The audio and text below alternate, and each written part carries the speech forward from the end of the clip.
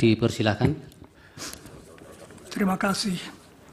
Yang mulia para hakim, berikut ini saya mau memaparkan bahwa dalam kaitan dengan pemilihan umum Februari lalu yang singkat pemilu, ada unsur-unsur yang kalau betul-betul terjadi merupakan pelanggaran etika yang serius, serta apa implikasi pelanggaran itu. Sebelumnya izinkan saya mengajukan 7 catatan tentang etika. Pertama, etika. Dengan etika dimaksud ajaran dan keyakinan tentang baik dan tidak baik sebagai kualitas manusia sebagai manusia. Etika membedakan manusia dari binatang. Binatang hanya mengikuti naluri-naluri alamiah, tetapi manusia sadar bahwa nalurinya hanya boleh diikuti apabila baik dan bukan tidak baik. Apakah seseorang itu baik atau buruk diukur dari apakah ia hidup secara etis atau tidak. 2. Hukum. Tuntutan-tuntutan paling dasar etika sejak ribuan tahun dituangkan manusia ke dalam ketentuan-ketentuan hukum. Misalnya larangan untuk menyiksa orang lain. Jadi tidak memperhatikan hukum yang berlaku dengan sendirinya merupakan pelanggaran etika. Saya tidak masuk masalah konsensus objekto. 3. Etika dan hukum. Agar manusia dinilai baik secara etis, tak cukup ia tidak melanggar hukum. Etika menuntut lebih, yaitu agar manusia selalu juga apabila tidak ada ketentuan hukum, harus berbaik hati, jujur, caring, bersedia memaafkan, adil, bertanggung jawab, dan seterusnya. 4. Etika dan penguasa. Apalagi itu berlaku bagi seorang penguasa, misalnya seorang presiden. Tak cukup asal ia tidak melanggar hukum. Dari seorang presiden dituntut lebih. Presiden begitu berkuasa, ia bisa memberi perintah menentukan keselamatan dan kegagalan hidup dan mati seseorang.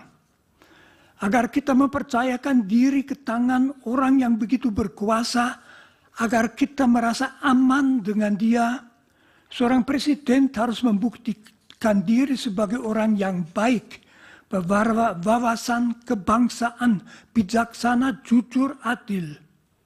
Dari seorang penguasa tertinggi harus dituntut standar etika yang tinggi. 5. Etika dan presiden. Presiden adalah penguasa atas seluruh masyarakat. Oleh karena itu ada hal yang khusus yang dituntut daripadanya dari sudut etika. Pertama, ia harus menunjukkan kesadaran bahwa yang menjadi tanggung jawabnya adalah keselamatan seluruh bangsa. Segala kesan bahwa ia misalnya memakai kekuasaannya demi keuntungannya sendiri atau demi keuntungan keluarganya adalah fatal. Maka seorang presiden harus menjadi milik semua, bukan hanya misalnya milik mereka yang memilihnya. Kalaupun ia misalnya berasal dari satu partai, begitu ia menjadi presiden, segenap tindakannya harus demi keselamatan semua. Memakai kekuasaan untuk menguntungkan pihak-pihak tertentu membuat presiden menjadi mirip dengan pimpinan organisasi mafia. Di sini dapat diingatkan bahwa wawasan etis Presiden Indonesia dirumuskan dengan bagus dalam pembukaan Undang-Undang Dasar 1945. 6. Etika dan pemilu. Yang sekurang-kurangnya dituntut dari suatu pemilu secara etis, tentu juga secara hukum, adalah agar seluruh prosesnya, persiapannya, pelaksanaannya, serta pemastian hasilnya menjamin bahwa setiap warga dapat memilih apa yang mau dipilihnya, serta bahwa hasil pemilu memang persis apa yang dipilih oleh para pemilihnya sendiri. 7. Kegawatan pelanggaran etika. Filosof Immanuel Kant memperlihatkan bahwa masyarakat akan menaati pemerintah dengan senang apabila pemerintah bertindak atas dasar hukum yang berlaku dan hukum yang berlaku adalah adil dan bijaksana. Apabila penguasa bertindak tidak atas dasar hukum dan tidak demi kepentingan seluruh masyarakat, melainkan memakai kuasanya untuk menguntungkan kelompok, kawan, keluarganya sendiri, motivasi masyarakat untuk menaati hukum akan hilang. Akibatnya hidup dalam masyarakat tidak lagi aman. Negara hukum akan merosot menjadi negara kekuasaan dan mirip dengan wilayah kekuasaan sebuah mafia. Sekarang saya ke bagian pelanggaran etika dalam kaitan dengan pemilu 2024. Pertama, pendaftaran Gibran Raka Buming Raka sebagai calon wakil presiden oleh Komisi Pemilihan Umum. Pendaftaran saudara Gibran sebagai cawapres oleh Dewan Kehormatan Penyelenggaraan Pemilu dinilai pelanggaran etika berat. Karena pendaftaran itu dilakukan meskipun Majelis Kehormatan Mahkamah Konstitusi menetapkan keputusan Mahkamah Konstitusi yang memungkinkannya sebagai pelanggaran etika yang berat. Sudah jelas, mendasarkan diri pada suatu keputusan yang diambil dengan pelanggaran etika yang berat merupakan pelanggaran etika berat sendiri. Penetapan seseorang sebagai calon wakil presiden yang dimungkinkan secara hukum hanya dengan suatu pelanggaran etika berat juga merupakan pelanggaran etika berat. 2. Keberpihakan presiden dan misuse of power. Presiden boleh saja memberitahu bahwa ia mengharapkan salah satu calon menang.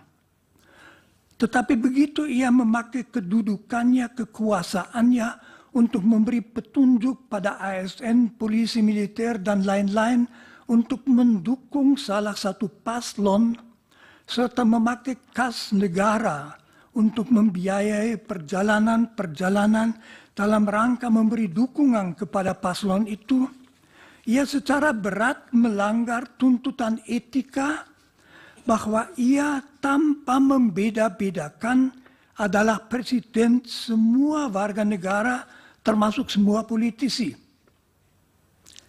3. Nepotisme. Kalau seorang presiden memakai kekuasaan yang diberikan kepadanya oleh bangsanya untuk menguntungkan keluarganya sendiri, itu amat memalukan. Karena membuktikan bahwa ia tidak mempunyai wawasan seorang presiden, hidupku 100% demi rakyatku, melainkan hanya memikirkan diri sendiri dan keluarganya. 4. Pembagian bantuan sosial. Bansos bukan milik presiden, melainkan milik bangsa Indonesia yang pembagiannya menjadi tanggung jawab kementerian yang bersangkutan dan ada aturan pembagiannya. Kalau presiden berdasarkan kekuasaannya begitu saja mengambil bansos untuk dibagi-bagi dalam rangka kampanye paslon yang mau dimenangkannya, maka itu mirip dengan seorang karyawan yang diam-diam mengambil uang tunai dari kas toko. Jadi itu pencurian, ya pelanggaran etika. Itu juga tanda bahwa ia sudah kehilangan wawasan etika dasarnya tentang jabatan sebagai presiden, yaitu bahwa kekuasaan yang ia miliki bukan untuk melayani diri sendiri, melainkan melayani seluruh masyarakat.